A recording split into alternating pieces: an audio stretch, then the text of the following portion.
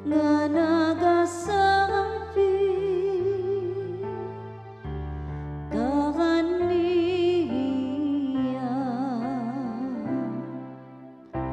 Ang Ginoo matarong diha sa tanan niyang mga paagi,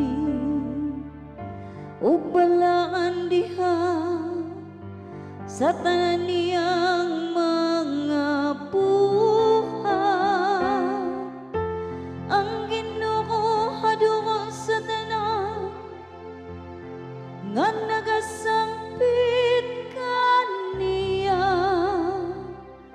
sa tanan nga nagasampit kaniya diha sa kamatuoran.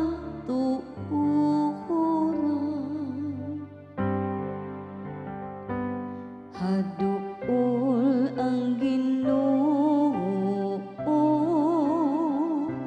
sa tanan nga nagasampi kakaniya.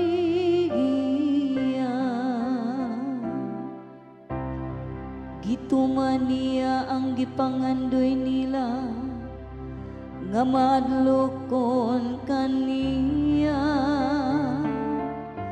Gidungog niya ang ilang singgi o giluwas sila. Ang Ginoo nagaambing sa tanan nga nahigugma kaniya,